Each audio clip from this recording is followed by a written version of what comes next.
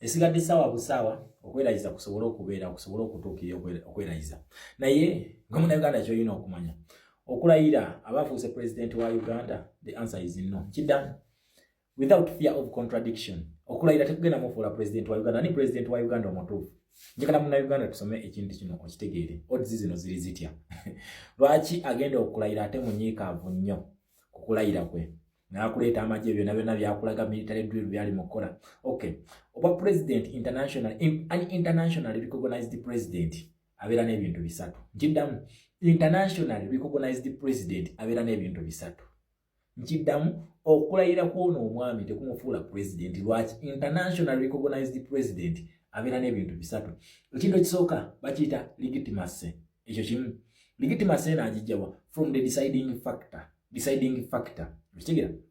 Then number 2 abera aine kintu kibaita influencing factor ekigenda ku influencing oba president we.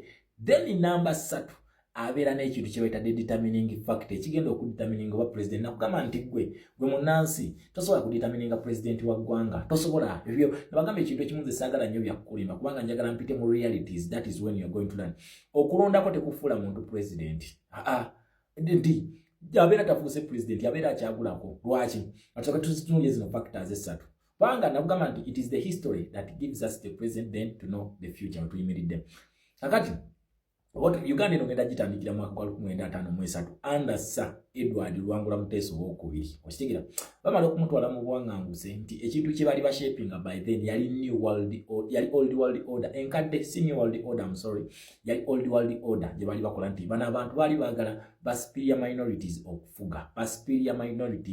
okufuga era nga bo target yaabwe yali yakuwerezaako kututwala nnyo mu gundi eyo ku displace nga bichi bali bachimenti no bano minorities banaku babeerawo for survival okitegeera so they have to kill kati bana tabagenda teeka wembere genda okuforcinga gwe ogende mu exile okitegeera ekintu ekyo ogende mu exile bano ba minorities nti bagenda ogicreatinga so Sir Edward Luwangula Muteesa yali candidate yalondebwa ne mu meeting yatula the 5 kingdoms that make up Uganda balonda Sir Edward Luwangula Muteesa kati nga kizibu nnyo ku bazungu bano okuleeta president mulala atali Sir Edward Luwangula Muteesa okuli wacha kigenda balabisa wabula mission yabwe yali yakuleeta minority by then minority yaliwo bali bamuyita Apollo Milton Obote yaliwo kati okuba nti kwaliko Apollo Milton Obote atenga gwe bayitaako okuleeta naye nga tebasobola kukikola nga deciding factor etunulidde ku kintu kambi biri ebintu bisatu deciding factor etunulidde Sir Edward Luwangula Muteesa owokubiri okitegeera ekintu ekyo kati kiki bakola mu Lancaster oyendagano omusajja gye bamuliramu olukwe era bwe bamala okumuwa entebe Apollo Milton Obote yabeera prime minister then Sir William Wilberforce Kadumula Nadiopo owokusatu n'abeera vice president we naye njagala ojjukire nti mission yaabwe yali yakuleeta their determination was to bring Apollo Milton Obote kubanga yali asuutinga old order yali ekolaki old order yaliwo by then okitegeera so bakozesa Apollo Milton Obote overthrowing kabaka okudduka Bungereza yali tagenze mu exile ekyo tebakikulimba yali agenze kufuna maje okujja okulwanyisa Apollo Milton Obote kubanga endagaano ze bali bakoze zaali ziraga nti Bungereza nina protectinganga Uganda Uganda yali amaze okufuuka protectorate eya Bungereza kati Bungereza nina protectinganga Uganda ku byonna kati nga ekintu kyonna ekyali kirina okugwa mu Uganda Bungereza eno yali enokolaki erina okumala nga determining factor wabula Apollo Milton Obote nga maze overthrowing kabaka alinnye ennyonyi yadduka agende asisinkane abantu bano bamuwa amagye nga bwe baasuubiza okusobola overthrowing Apollo Milton Obote okumujja ku ntebe gyali yakoze gyali yawambye wabula nakugamba mission y'abano yali yakulimu replacing na Apollo Milton Obote era Sir Edward Luwangula Muteesa owokubiri teyadda okategedde teyadda so this is the determining factor kakati today ku situation ene eliwe sawen His Excellency Kyagulanyi ayina deciding factor nkidamu ayina deciding factor era campaign ya moja mulimu ya DRF ntuufu mpi ogenda kulayiza omuntu naye kyekiraga nti bannansi bamugira kati proof gyalina okuleetebwa evidence egenda okukakasa nti ono president erina kuba DRF wabanga taziina n'alayiza omuntu kitegeeza agenze against the universal democratic principles azigenze mu nti will of the people did not elect him but rather it was a military operation kyeyakola aho wetuli tumulina bino bipa balimba just bazanya mu buzanyi bano tubalabye bangi ba Blaise Compaoré balayira tegere kintu ekyo bano bakano mama Gaddafi balayira Maduro yalayira ne bamwocha jekeze tulina nyongere Omar el-Bashir muloza yalayira bonna balayira. Did they lead? The answer is no. Tebakulembera lwaki tebalina bali tebagase factors zino kati onagenda kulayiza omuntu nenga DRF nakatannazikola tannaziteka. So the deciding factor talina evidence. The deciding factor ya mulonda kugambye oyina okugatta gundi 3 kakati tulina ekintu kyetuyita influencing factor. The influencing factor ya Uganda bagita United States of America basing on the Second World War. Otalo lwabeera nti ono yaliwo big fan as an economic factor. So it influences the politics in Uganda. United States of America ye influencing political factor mu Uganda. Okitegera etya ye biggest funder. Tosobola kufuga nga tolina sente yote babibalimba. Tosobola kufuga nga tolina sente basing on the agreement eyakolebwa after the Second World War wakati wa Bungereza ne America.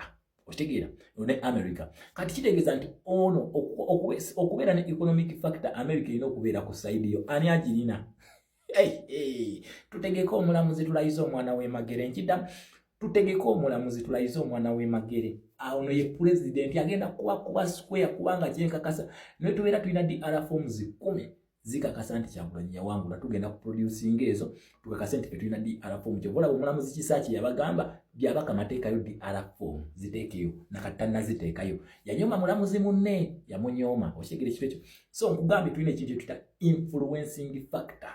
United States of America influences the politics of Uganda ensonga lwaki from 19th October 1962 America ye biggest funder wa Uganda onagirina.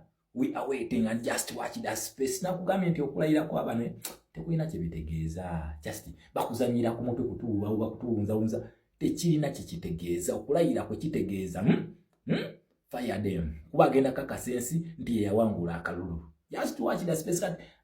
Nzija munna Uganda ngenda kutemera ensonga eno mpola bampita Dr. Shama kabaka wa foreign affairs. Okulayira it means nothing. It is only going to mean something in the system. Na yate system bagenda jikubamu omutwe bagikubegwe munda.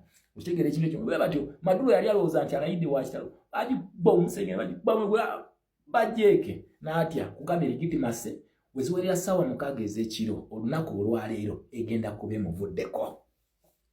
Yes. We are going in a new Uganda.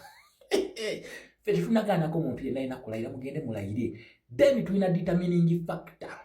Kugambye ziri 3. Determining factor is excellence Kyagulanyi Center mu Robert King Charles yabadde mu America mu Washington. Waliwo atanagendako tebannamukongratulatinga namukongo kyovola bakalulu konna ekabadde nga kabeerawo America ne Bungereza balina okukongratulatinga kakati waliwo neyatugambye nti alangiridde olutalo ku European Union eno ebijjiramuwa Uganda eri mu capitalist policy era ne France ogenda kugyetaaga Temasi Taiba yakugambye they go to hell tugenda kulwanagana nabo. Let us watch that space. Ani yali akikoze NRA egenda kukola record esooka nti bano bakubya aba capitalist ne bajja Uganda mu communist state nga abantu tebamulonze kubanga according to 1900 fe amanyi bagatuddiza 1894 amanyi g'abantu 1962 amanyi g'abantu ne mu constitution ya 1995 amendments zeyakola all power belongs to the people. Na kugambye no article tasobola kugikwatako kuba si yagiteekawo kati tugenda kuyitamu eyo factor agenda kutya. So gwe munansi toddawo kweraliikirira ffe ekintu kye tugamba we should not legitimize a military operation. Why should we legitimize to legitimize ngaki? Just watch that space kati hey Kyagulanyi amaze okubeera ne factor sati kiki twetaaga factor emu bweti etya twetaaga justice omulamuzi Kisaaki anabitukolera katulinde tulabe. Kino ekintu kyenkugamba sigambye nti bwekiti bwe kigenda okuba n'ekintu kino kyekyali e Gambia under Adama nga Yaya Jammeh alemedde Entebbe Adama yalayira mu ggwanga mu Dhaka that is Senegal. Ekintu kino kyaliwo e Somalia under Al-Shabaab nga bagironze Ali Hussein bamulayiriza mu ggwanga erya Kenya nazimba government ye naddayo n'atwala obuyinza mu Somalia. So kakati NRA don't celebrate the revolution is just starting. It is just getting started. Etandika nga 12 kasita amala okukwata Bible bwati agenda gamba nze ndayidde kuba ebizibu byonna byonna bingenda okutuukako kati ne mu future byonna nesekeramu nengamba bana ba NRA they learn nothing and they forget nothing because they didn't learn anything. anti ubanga obyerabira byonna kitegeeza tolina kyewasoma tolina kyewayiga ati kitegeeza nti gogenda kubeera gotyo so munnayuganda mugule ku bbiya tusooke tujaguze the revolution